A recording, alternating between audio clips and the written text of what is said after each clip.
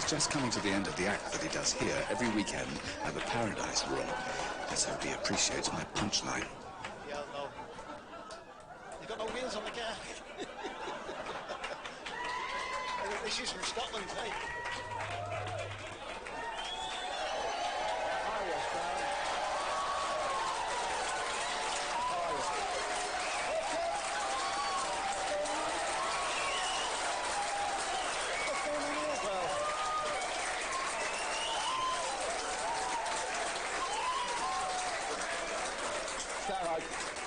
I thought you'd finished your act. This is no joke, because I am here to say, Stan Boardman, this is your life.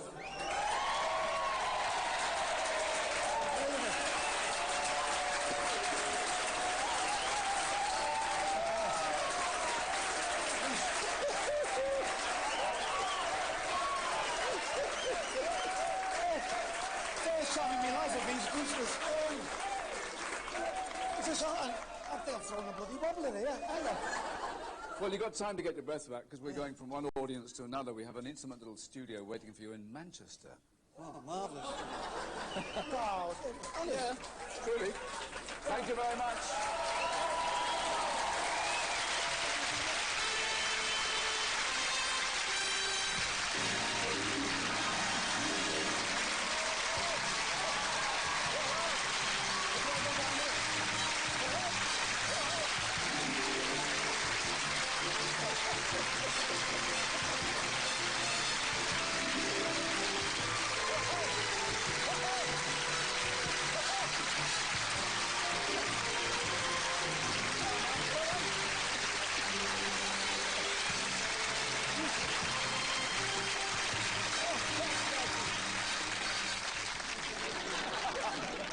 Stan, starring in our cast of family and friends, your wife, Vivian, and your mother, Lily, and 4 of your 6 sisters, Ada, Joan, Margie, and Anne. And we've arranged for a walk-on part for your twin son and daughter, both in the business, Paul as a comic and TV presenter, Andrea.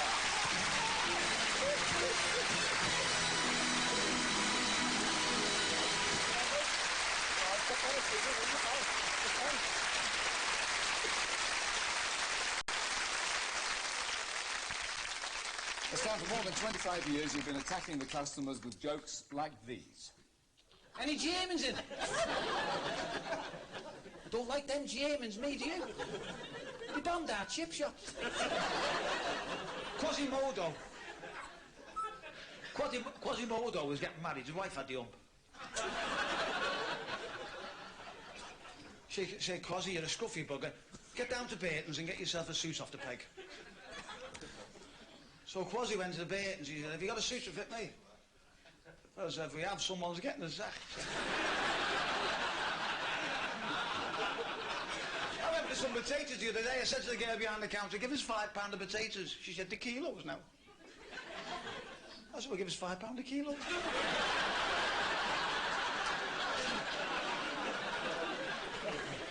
I got stopped by the police today. I'm doing like 100 miles an hour and they come behind me in the red lights and he pulled me up. He said, there, didn't you see the flashing lights behind you? I said, did do. I said, but my wife ran off with the policeman about 20 years ago and I thought you were bringing her back.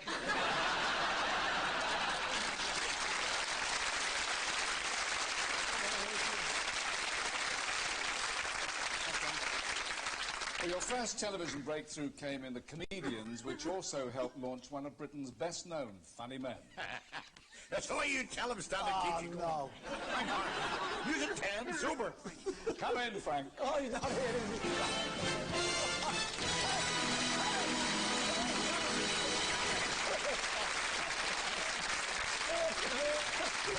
Very good.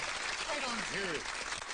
You've known Stan Man and Boy, haven't you? Yes, indeed. I remember him as a very young man coming and asking me, could I help him out in gags? And I said, certainly. I told him a gag which he's been using today now. I don't think the audience have heard it, but Quasimodo going in. Then there was another gag which I told him about going in for potatoes, £5 using that one. And then we went down to Mousehole. And there was a boat there, and a fella was getting in a bath. Remember this fella? To go to Russia in a bath. And we got on the boat, and the cameraman and the fellow on the sound got sick. And the fellow was shooting the fellow in the boat, and for no reason at all. And he went off to Russia to tell Gorbachev would he stop the Cold War. Well, it must have worked, because 2 years later, they pulled the Berlin Wall down. Frank Carson, use it 10. Thank you, Frank.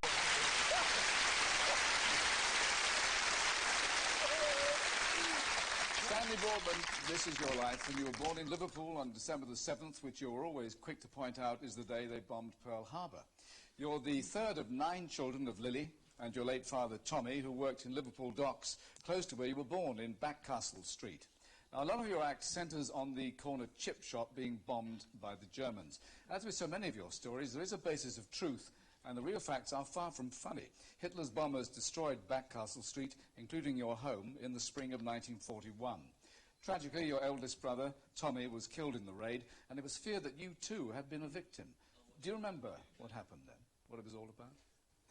All I remember was that the shelter was blowing up, and my mother was in, and she had older Tommy, and all the family disappeared, and he finished up in the hospitals and that, you know, and I don't remember anything about it myself. Your family are rehoused at 15 Peacefield Road in Dovecote, and you go to Winstone Road Infant School, and then to Stonefield Juniors. Those were the days when Rag and Bone Man was a regular on the Mersey beat, and one day, Lily, all your laundry disappeared. What happened? Well, I just had a baby, and my sister come to do the washing, so she put all the bedding in a pillowcase. He walks in the back, takes the bag, and the Rag and Bone Man was in the street. Anyhow, he had chickens. He gets 3 chickens. That's an interesting exchange. What did you do? The rag man used to come along blowing his trumpet, and he used to give chickens away for as much rags. So I saw these big bundle, and I gave them to the rag man, and he gave me some chickens, little day-old chickens, and he disappeared off with the laundry. And my mum come down and says, "Where's the laundry?" I said, "Give it to the rag man." So we had all these chickens there for that, you know, put them in the cupboard, and they were in the cupboard next to the fire in Peacefield Road, which was like a council estate, you know, and we used to give these chickens, and I put a big bulb in to keep them warm, and it burnt their asses off. That's where you get chicken nuggets from.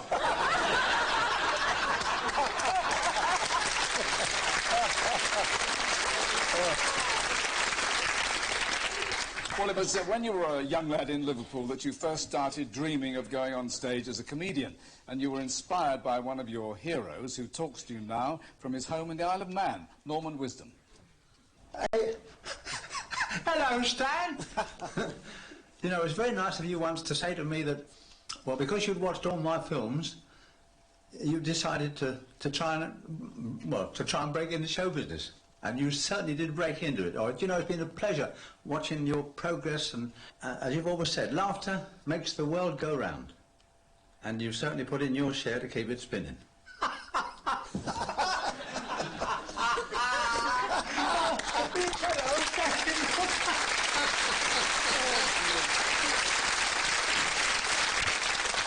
He did make a big impression on you.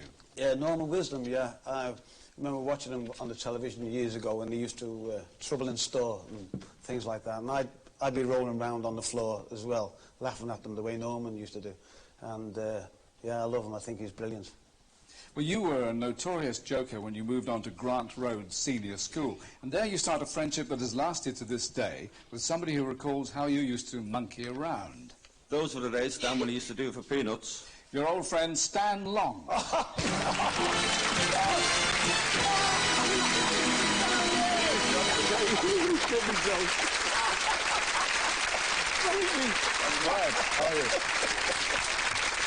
we've seen Stan the man. Tell us about Boardman the boy. Boardman the boy, he's always been a scally. Yeah. What about the monkeys? Well, the monkeys told me, we went to Hastings in Sussex like to work on the cameras, monkeys and parrots. We used to have 2 monkeys. One was a tame one was a mad one. So we switched the clothes over one time and gave him the mad one. The monkey ran across the road into Woolworths, So we was looking for it, and it's hidden the false ceiling. So eventually we have to get the RSPCA, and when we got back, we got the sack in any case. Like, you know? I think the parrot schooled us. And he was a silly one. Well, thank you very much. Thank you. Stan! Thanks for coming, mate. Thanks for coming.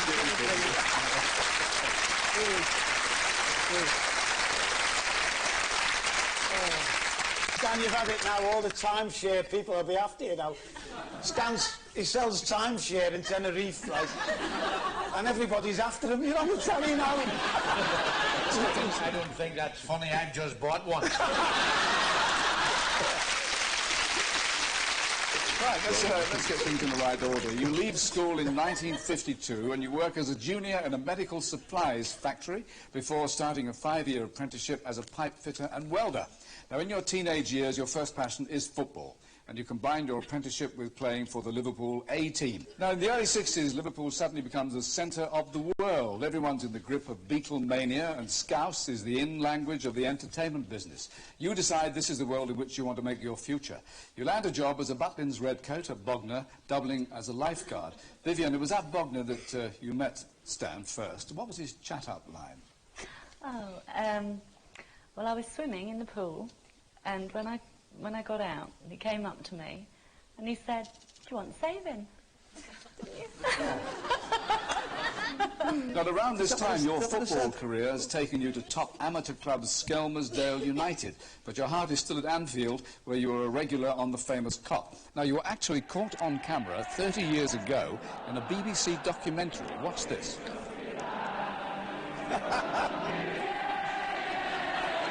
Now, playing in that match was one of your idols, who was also your coach at Skelmersdale. He's since become a television star in his own right. You proved, Stan, that football really is a funny old game. Ex-King of the Cop, Ian St John.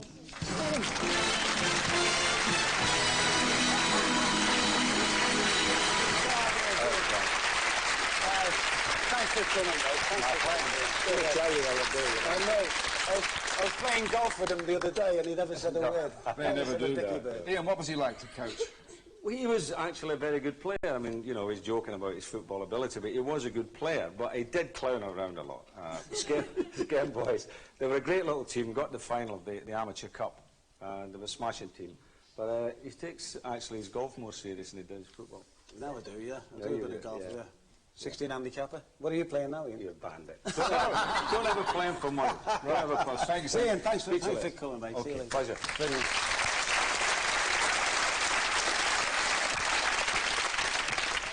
You moved to London to be nearer Vivian and you start playing for Walthamstow Avenue. You also become a lifeguard at Hornsey Lido. Now, that wasn't too difficult at first, was it, Stan? How do you know about that? Well, I've got it written down. Oh, right. Yeah, well, I was down there, I didn't have a job in London, so I went to the council and they wanted a lifeguard at the local baths, the Hornsey Lido.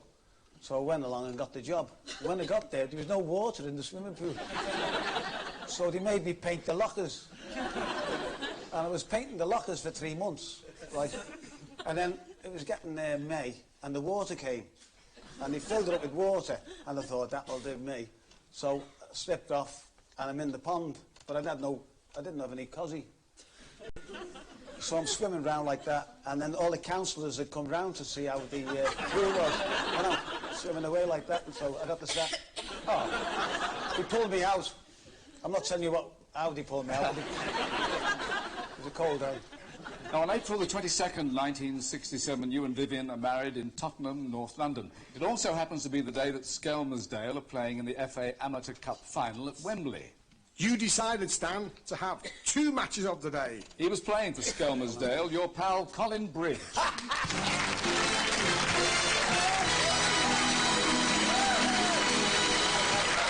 Stan, fantastic. Keep it going. Oh, Stan. Michael, listen to this. Come on. You've forgotten this. Have I? I bet you haven't. I slept with him on his wedding night. Hang on. And there was 2 other fellas in the bed as well. They did. Remember? Yeah. Remember that, yeah? Yeah.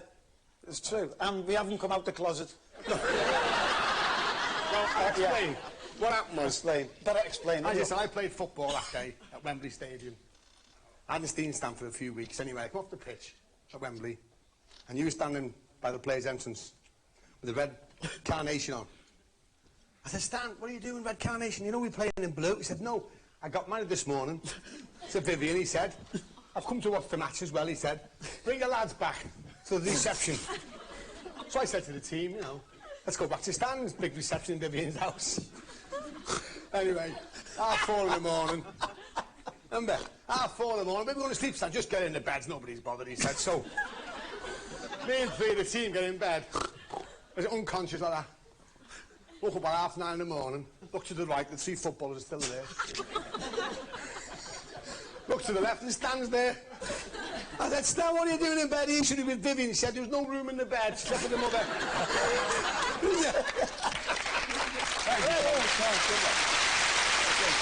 you. That's a true story.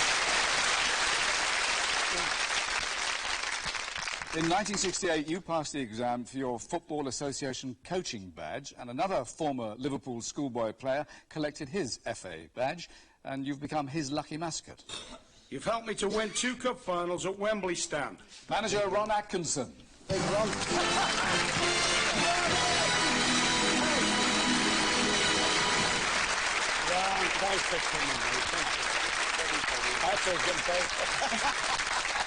So, Ron, how did Stan help? Well, it was the 1991 Cup final when I was at Sheffield Wednesday, and we were playing Manchester United in the final. And I wanted to stand on a team bus to relax the boys. Gets on the coach, he does an hour's turn. Brilliant, absolutely brilliant. In fact, by the time we got to Wembley Way, I thought I'd rigged. I thought, the lads are too relaxed. We get to Wembley Way, Stan stands up, there's a whole stream of blue and white supporters. And he goes, hey lads, you're not going to let those down today, are you? And everyone to a man went bump, and we knew we would win then. But then in the dressing room at Wembley, he said, I'll show you something with a football. And he does a trick that I don't know of any professional footballer in the game can do. Certainly some very talented internationals try to copy him, couldn't do it. Stan, this is your life, but this is your chance, live to the nation. Show the world your trick. Well, right, where do you want me to do it? I want you to hit that camera. Just above it, just above the camera. Just above the camera, sorry. Yeah. Whoops, so daisy. The flip. Okay. Watch this. Pelly couldn't do this.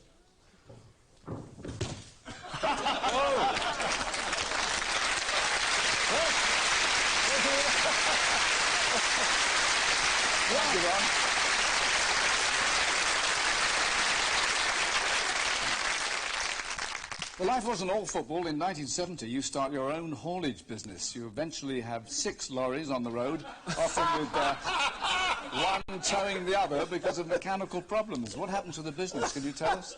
Well, really, it wasn't my business. What happened, right? We've got Colin had a wagon, Colin Bridge had a wagon, we had Bobby Brodigan had a wagon, we had Tony O had a wagon, right? And they all blamed it on me because I was the only one who had a licence. The only time we ever made money is when we sold the wagons for scrap.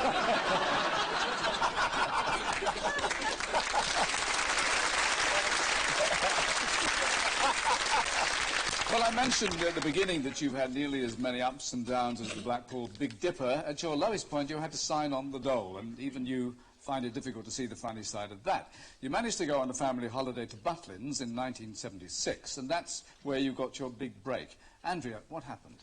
Well, there was a compere on stage, and he was saying, has anybody got anybody funny in the family? Have you got a funny dad? And me and Paul were nudging each other saying, we've got a funny dad. Let's get Dad up on the stage, go on. That's right. So we're nudging him up, weren't we? We got him up eventually, and reluctantly went up, actually, to the stage. And he won the heat, which was great for us, because every heat that he won, we went to a different holiday camp. So we went to Farley, went to Minehead, to Bognor. All the Butlins holiday camps, and it was free holidays for us, so we were made up. Good. Well, you then go through to the national final at the London Palladium, and you win the Act of the Year Cup and the £1,000 cash prize. It brings you a tour of Butlins holiday camps, as Paul said, and the following year you're a studio winner of Opportunity Knocks. You start working full-time on the club circuit, and at the Broadway Club in Liverpool in 1979, you catch the eye of the producer of the comedians, Johnny Hamp. Johnny, what took you to the Broadway Club?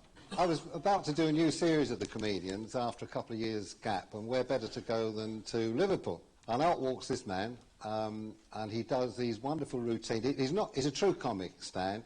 he just doesn't stand there and tell gags. He does these wonderful routines about the life in Liverpool and paints a wonderful picture of Liverpool. So he was an obvious choice for the new series of the comedians, and it became a great success. But more than that, we became great mates. Thank you. Well, there was another young comic from Liverpool on the comedians. Like you, he is now regular in Blackpool. And it was in Blackpool, Stan, that you nearly brought the house down. It's Mick Miller. Mick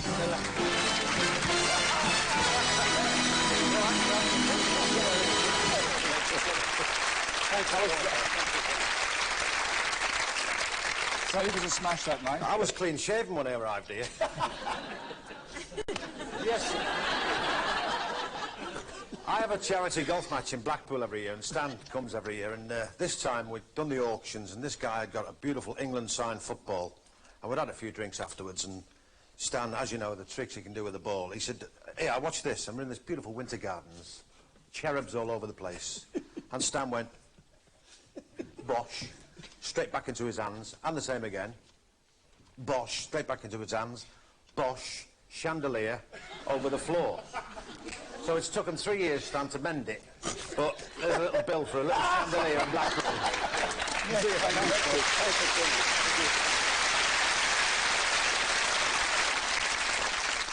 Well, after your success in the comedians, the days of the dole are left far behind and the television work rolls in. You present Runaround, The Fame Game, and in 1987 you argue the case for one of your favourite footballers to be recognised as the greatest goal scorer of all time. He, of course, wears the Liverpool shirt that you always wanted to wear. And tonight, Stan, that shirt is yours. Liverpool and Wales international striker Ian Rush.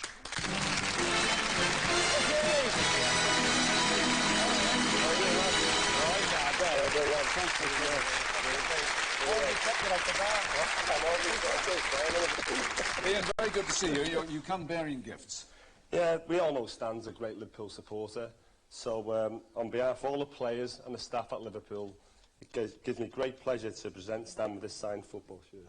Ian, well done, mate. Thanks very much, mate. You're welcome. Ian, thank you. Brilliant. Brilliant. That's lovely. What a great... listen, what a great ambassador for Liverpool, all these people who go get the red cards, the other guy gets sent off.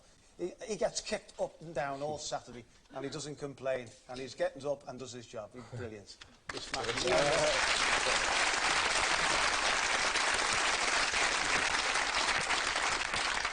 There's a shirt that you wear regularly for a team that you help form. You call it the Over the Hill Mob. And 6 of your teammates are here this evening. Former Merseyside favourites, Dave Hipson, Alan Whittle, David Fairclough, Alan Kennedy, and David Johnson with Derek Hatton.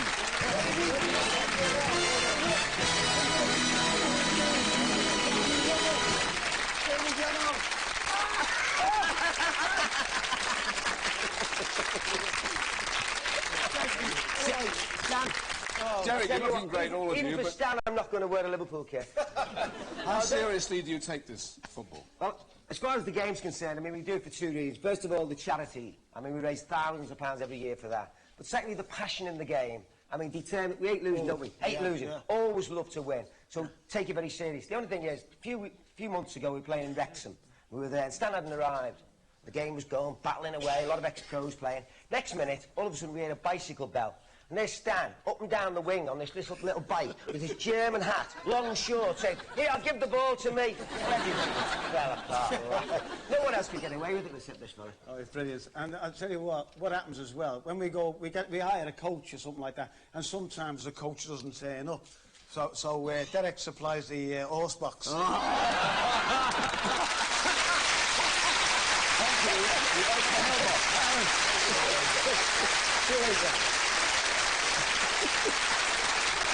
Oh, I'm going to love behind Donny.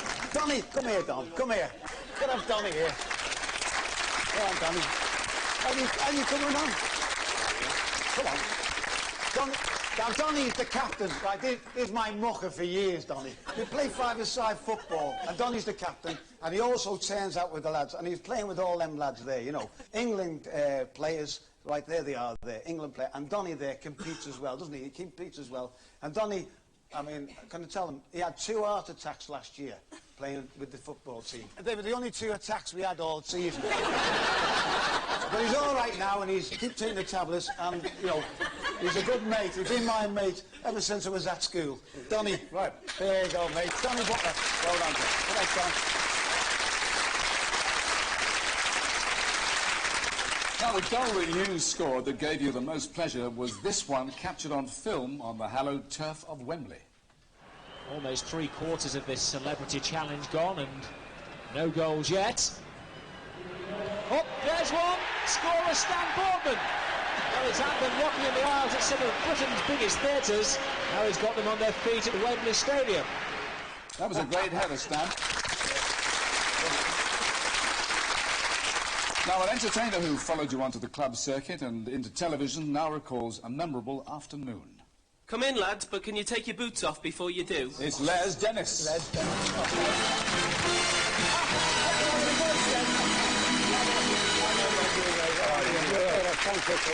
Come a long way since the age club, haven't we? Les, hi. What's your story? Well, what happened was, it was, do you remember my christening? Well, not my christening, Philip, my son's christening it was. I remember it well. You remember it? I remember it, because what happened was, it was Philip's christening, and we invited Viv and Stan. And Stan said, I can't come to the service. Good impression, that, isn't it? That's the only one you... Yeah,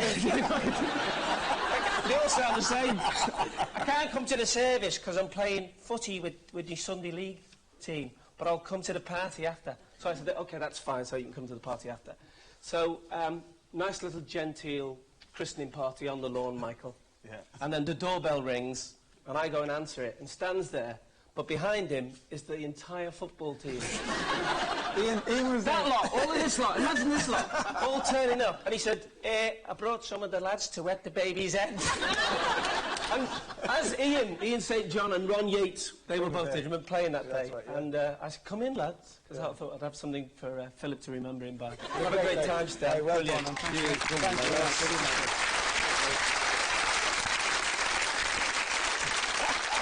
Well, the party is not quite over yet. It's been more than 10 years, Stan, since all the Boardman family were together.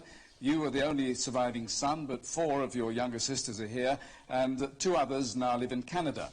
But they have flown over to be with us tonight. Your sisters, Lily and Brenda.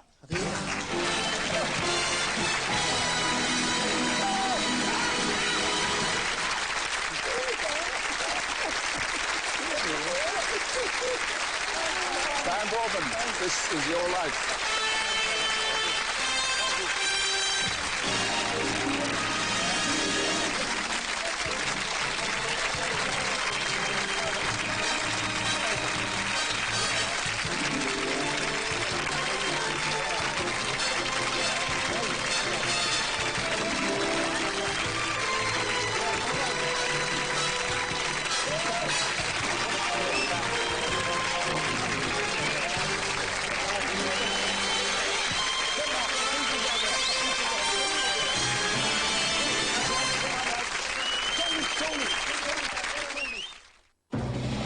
This man is a volunteer. Get your kids off outside and mark time on the doorstep, you maggots!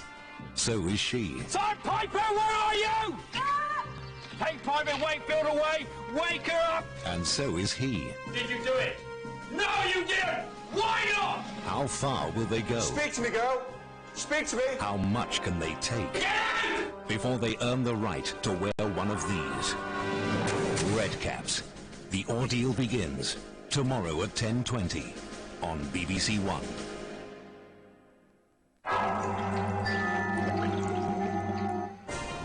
This week on How Do They Do That, those laid-back luge champs touch the ton by the seat of their pants. How do they do that? American law enforcers con the Colombian drug barons into handing over $52 million. How did they do that? The cast of Pride and Prejudice were taught to live and love like folk used to do 200 years ago. How did they do that? That's How Did They Do That? In half an hour on BBC1. Topical issues explored first on BBC1, Here and Now with Sue Lawley.